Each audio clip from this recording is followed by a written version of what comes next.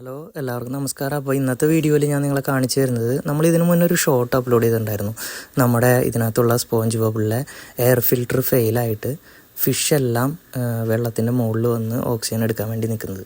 അപ്പോൾ ഞാനിത് റീപ്ലേസ് ചെയ്തു, പുതിയ എയർ ബബിളർ വെച്ച് കൊടുത്തു. അപ്പോൾ ഇപ്പോൾ നല്ലപോലെ വർക്ക് ചെയ്യുന്നുണ്ട്.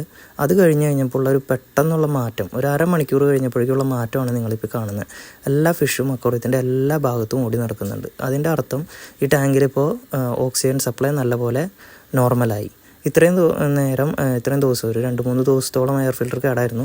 അപ്പോൾ ഈ എയർ ഉണ്ടായിരുന്നില്ല. അപ്പോൾ അത് കാരണം എല്ലാ മീനുകളും വെള്ളത്തിൻ്റെ മുകളിൽ വന്ന് എയർ എടുക്കാൻ വേണ്ടി നിൽക്കുമായിരുന്നു.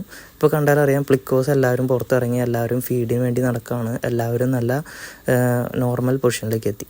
അപ്പോൾ നമ്മൾ ഫിഷിൻ്റെ എണ്ണം അനുസരിച്ച് ഐറ്റങ്ങൾക്ക് ആവശ്യമായ ഓക്സിജൻ്റെ അളവും നമുക്ക് കൂടുതൽ വേണ്ടി വരും. അപ്പോൾ അങ്ങനെ ഒരു ബാലൻസ്ഡായിട്ട് അക്വേറിയം കൊണ്ട് നടന്നാലേ നമുക്ക് അതിനെ നല്ലൊരു രീതിയിൽ ഫിഷ് ചത്തു പോകാതെ കൊണ്ടു നടക്കാനായിട്ട് സാധിക്കും. അപ്പോൾ ഇതുപോലുള്ള ടിപ്സ് വീഡിയോസായിട്ട് നമ്മൾ വീണ്ടും വരുന്നതാണ്. Thank you.